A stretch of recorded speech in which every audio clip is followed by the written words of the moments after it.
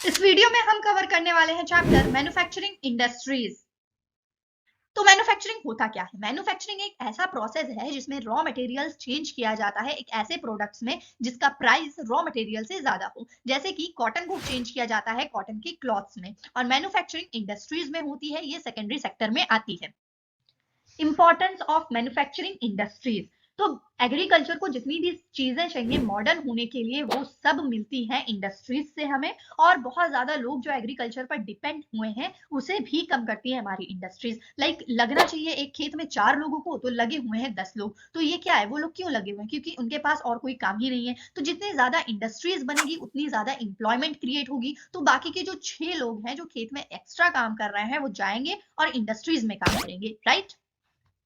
और देखो, जब बहुत ज्यादा इंडस्ट्रीज बनेंगे तो बहुत ज्यादा जो है चीजें बनेंगी इंडस्ट्रीज में, तो फिर यहाँ पे फॉरेन एक्सचेंज भी होगा, मतलब हमारी कंट्री दूसरी कंट्री के साथ भी एक्सचेंज कर पाएगी। और इंडस्ट्रीज हमें हेल्प करती है कि जो रॉ मटेरियल्स होते हैं उन्हें हम काफी चीजों में चेंज कर पाए ताकि उनकी उन रॉ मटेरियल्स की वैल्यू बढ़े। इंडस्ट्री लोकेशन, इंडस्ट्री को बनाया कहाँ पर जाता है? तो जहां पर raw material, labour, market, capital, power easily मिल सके वहां पर इंडस्ट्रीज को बनाया जाता है। जहां पर इंडस्ट्रीज बनती है वहां पर अर्बनाइजेशन भी होने लगता है धीरे धीरे, और कभी कभी इंडस्ट्रीज जो है वो सिटीज के पास ही बनती है ताकि इंडस्ट्रीज को बैंकिंग मिल सके, इंश्योरेंस मिल सके, मार्केट पास में हो, ट्रांसपोर्ट इजिली हो सके, लेबर मिल सके, कंसल्टेंट्स हो सके और फाइनेंशियल एडवाइस भी मिल सके। क्लासिफिकेशन इंडस्ट्रीज का कई बेसिस पे होता है। तो सबसे पहले है on the basis of raw material. अगर वो जो रॉ मटेरियल है जिससे फिनिश्ड गुड्स बन रहे हैं, ठीक है, वो एग्रीकल्चर से आ रहा है तो फिर वो एग्रो बेस्ड इंडस्ट्री। और अगर मिनरल है कुछ तो मिनरल बेस्ड इंडस्ट्रीज हो जाएगा। On the basis of its main role, उसका मेन रोल क्या है? बेसिक की इंडस्ट्री है, मतलब कि वो जो इंडस्ट्री में सामान बन रहा है वो अगर कोई कोई दूसरी इंडस्ट्री में जाएगा तो फिर वो बेसिक या फिर की इंडस्ट्री कहलाएगा। और अगर वो डायरेक्ट कंज्यूमर के पास जा रहा है वो भी कंज्यूम करने के लिए, तो फिर वो कंज्यूमर इंडस्ट्री कहलाएगी। On the basis of its capital investment, उसमें पैसे कितने लगाए जा रहे हैं, इन्वेस्टमेंट कितनी की जा रही है। अगर थोड़ा तो स्मॉल स्केल इंडस्ट्री, थोड़ा सा ज्यादा तो मीडियम स्केल इंडस्ट्री, बहुत ज्यादा तो large scale industry. On the basis of ownership, उसे ओन कौन कर रहा है उस इंडस्ट्री को। पब्लिक सेक्टर जो गवर्नमेंट ओन करती है, प्राइवेट सेक्टर जो एक इंडिविजुअल या एक ग्रुप मिलकर ओन करते हैं, ज्वाइंट सेक्टर जिसे पब्लिक और प्राइवेट दोनों ही मिलकर ओन करती हैं, कोऑपरेटिव सेक्टर जिसे एक पूरा ग्रुप मिलकर ओन करता है। On the basis of weight, अगर रॉ मटेरियल का या फिर फिनिश्ड गुड का वेट हल्का है तो फिर वो लाइट इंडस्ट्री होगी, और इनमें में से किसी एक का भी वेट बहुत ज्यादा है उसे हम हैवी इंडस्ट्री बोलेंगे। एग्रो बेस्ड इंडस्ट्रीज, वो इंडस्ट्रीज जिनके रॉ मटेरियल्स एग्रीकल्चर से आते हैं। सबसे पहले हम पढ़ने वाले हैं textile industries. Textile industries GDP में अपना 4% कंट्रीब्यूट करती है, और ये एक ऐसी इंडस्ट्री है जो कि सेल्फ रिलायंट है, मतलब जितने भी प्रोडक्ट्स चाहिए बनने, फिनिश्ड गुड्स बनने के लिए वो सब इंडिया में है। और ये एग्रीकल्चर के बाद दूसरी एम्प्लॉयमेंट जनरेटिंग सेक्टर है, मतलब बहुत ज्यादा लोग इसमें एम्प्लॉयड हैं। कॉटन टेक्सटाइल इंडस्ट्री, ये एक ऐसी इंडस्ट्री है जो कि एम्प्लॉयमेंट देती भी है और कुछ केमिकल्स अपने इंडस्ट्रीज में लेती भी है। केमिकल लेना मतलब कि कॉटन का क्लॉथ बन रहा है तो फिर उस क्लॉथ को डाई लगाना है, मतलब कलर करना है, तो इसलिए वो केमिकल लेती है और एम्प्लॉयमेंट देती है, जैसे कि एग्रीकल्चर को देती है ये एम्प्लॉयमेंट। और टेलरिंग, डिजाइनिंग, पैकेजिंग, बहुत सारी चीजों को एम्प्लॉयमेंट देती है। और इंडिया कॉटन टेक्सटाइल सिर्फ अभी से नहीं प्रोड्यूस कर रहा है, ये एंशियंट टाइम से ही प्रोड्यूस कर रहा है। जब हमारे पास पावर लूम नहीं थी तब हैंडलूम और हैंड स्पिनिंग से कॉटन टेक्सटाइल प्रोड्यूस होते थे। 18 सेंचुरी के बाद जब पावर लूम आई तब उससे स्टार्ट हुए। अभी कुछ सालों से जो कॉटन टेक्सटाइल इंडस्ट्रीज है वो ज्यादातर गुजरात और महाराष्ट्र में ही बनाई जा रही है। क्यों? क्योंकि वहां पे रॉ कॉटन मिल जाते हैं, क्योंकि वहां पे कॉटन की खेती ज्यादा होती है, मार्केट भी अच्छी होती है, ट्रांसपोर्ट भी अच्छा होता है और लेबर भी मिल जाते हैं।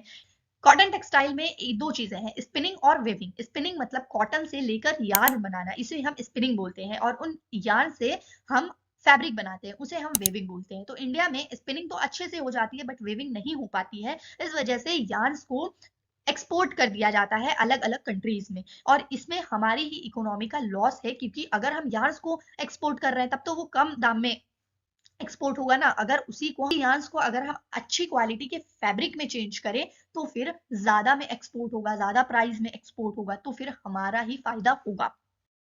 कुछ कॉटन टेक्सटाइल इंडस्ट्रीज को आजकल प्रॉब्लम्स भी फेस करनी पड़ रही है, जैसे कि irregular supply of electricity, old और आउटडेटेड मशीनरी रहती है, और लो आउटपुट ऑफ लेबर, और काफी ज्यादा टफ कंपटीशन हो गया है सिंथेटिक फाइबर से।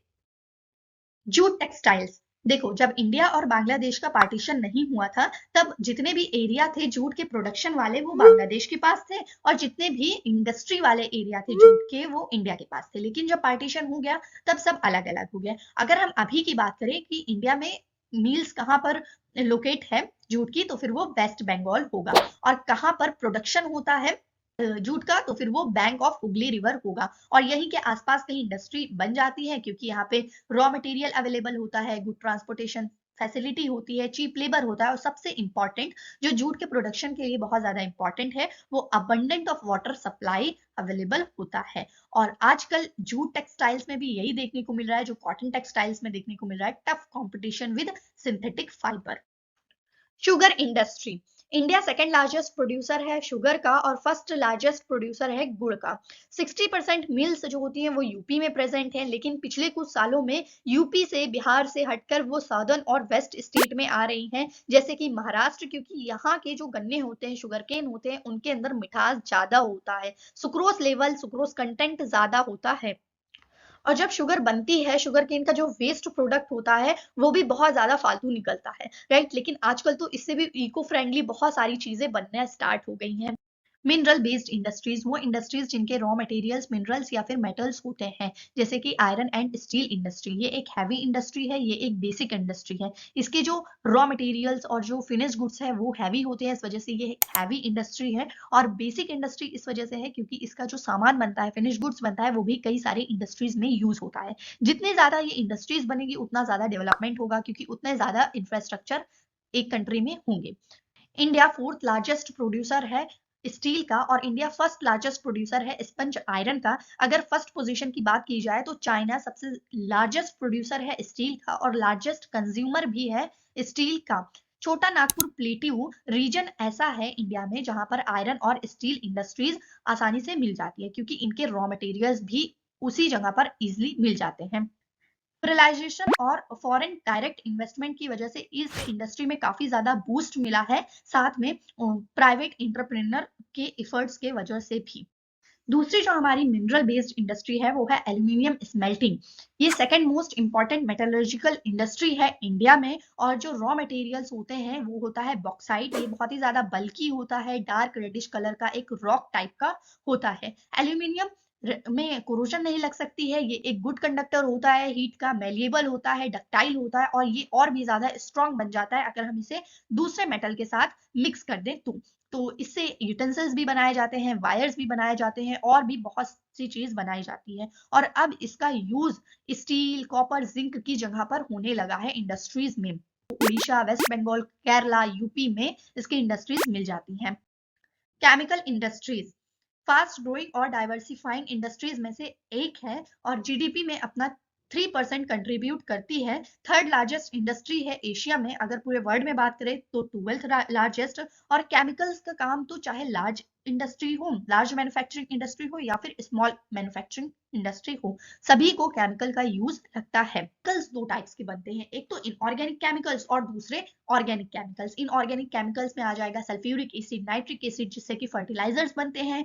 और ऑर्गेनिक में आ जाएगा पेट्रोकेमिकल्स, जो कि synthetic fibre, synthetic rubbers, plastic बनाने में यूज होता है। इनऑर्गेनिक इंडस्ट्रीज बहुत जगह रहती है, क्योंकि यहाँ पे जो रॉ मटेरियल है वो बहुत ही इजीली अवेलेबल हो जाता है। बट जो ऑर्गेनिक इंडस्ट्रीज हैं, ऑर्गेनिक केमिकल इंडस्ट्रीज हैं, वो हर जगह मौजूद नहीं होती हैं। वो वहां पर ही मौजूद होती है जहां पर पेट्रोकेमिकल प्लांट्स हमें मिल सके इजिली। और जितने भी केमिकल्स केमिकल इंडस्ट्रीज में बनते हैं, उसमें से आधे केमिकल्स तो केमिकल इंडस्ट्रीज खुद ही कंज्यूम कर लेती है, क्योंकि दूसरा केमिकल बनाने के लिए भी पहले वाला केमिकल चाहिए होता है।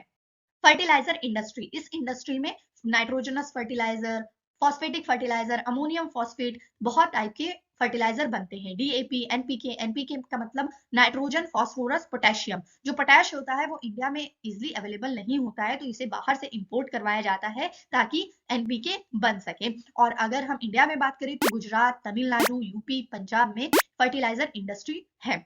ग्रीन रेवोल्यूशन हुआ उसके बाद से फर्टिलाइजर इंडस्ट्री काफी ज्यादा बूस्ट हुई है। सीमेंट इंडस्ट्री, सीमेंट का यूज तो आपको पता है किसके लिए होता है, घर बनाने के लिए, बिल्डिंग्स, ब्रिजेस, रोड्स, डैम्स, बहुत सारी चीजों में सीमेंट का यूज होता है। अब जो इसका रॉ मटेरियल होता है वो काफी ज्यादा बल्की होता है, जैसे लाइमस्टोन, सिलिका, एल्यूमिनियम, जिप्सम, तो इसके लिए अच्छा ट्रांसपोर्टेशन चाहिए होता है। अगर इंडस्ट्री की बात करें तो गुजरात में काफी ज्यादा सीमेंट इंडस्ट्री है, लेकिन ऐसा नहीं है कि सिर्फ गुजरात में, बहुत इंडिया में लगभग हर जगह सीमेंट इंडस्ट्री होती है, और जितना ज्यादा सीमेंट इंडस्ट्री होगी उतना ज्यादा डेवलपमेंट होगा आयरन एंड स्टील इंडस्ट्री की तरह। ऑटोमोबाइल इंडस्ट्री, इसमें जितने भी व्हीकल्स होते हैं वो सब आ जाते हैं, और व्हीकल्स का काम ही होता है ट्रांसपोर्ट करना, फिर चाहे वो गुड्स सर्विसेज हो या फिर पैसेंजर्स हो। ठीक है, 1991 के बाद या फिर अगर हम बात करें पिछले 5 सालों में, तो इसमें काफी ज्यादा एक्सपेंशन देखने को मिला है। लखनऊ, इंदौर, हैदराबाद, चेन्नई, मुंबई, पुणे, हर जगह ऑटोमोबाइल इंडस्ट्री है इस वक्त।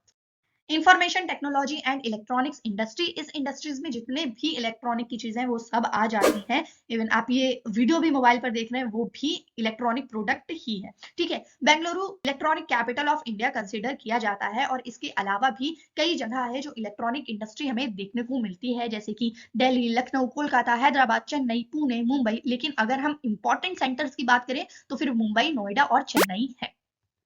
इलेक्ट्रॉनिक इंडस्ट्री ही वो इंडस्ट्री है जिसकी वजह से हमें हार्डवेयर और सॉफ्टवेयर की ग्रोथ देखने को मिलती है, और एम्प्लॉयमेंट भी बहुत ज्यादा क्रिएट हुआ है इस इंडस्ट्री की वजह से। अब हम देखते हैं industrial pollution and environmental degradation.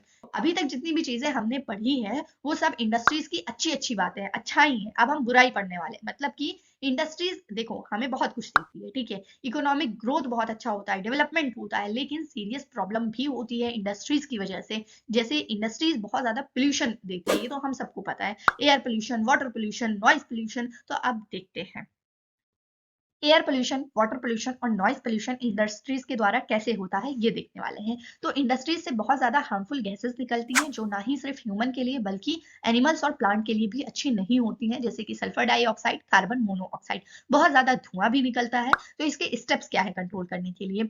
हम स्मोक स्टिक्स लगा सकते हैं फैक्ट्रीज में, और दूसरा कि कोल पेट्रोलियम को हम यूज ना करके हम ऑयल या फिर गैस को यूज करें, ताकि स्मोक की क्वांटिटी थोड़ी सी कम हो जाए। अब वाटर पोल्यूशन कब होता है? जब ऑर्गेनिक और इनऑर्गेनिक वेस्टेज हम वाटर बॉडीज में फेंक देते हैं, तब वाटर पोल्यूशन होता है।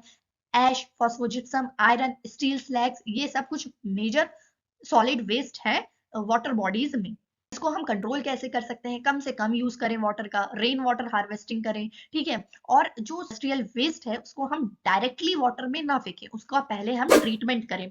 तो ट्रीटमेंट 3 स्टेप में होता है। प्राइमरी ट्रीटमेंट जिसमें मैकेनिकल मीन से ट्रीटमेंट दी जाती है, सेकेंडरी ट्रीटमेंट जिसमें बायोलॉजिकल प्रोसेस दिया जाता है, और फिर टर्शरी ट्रीटमेंट जिसमें बायोलॉजिकल, केमिकल और फिजिकल प्रोसेस होते हैं।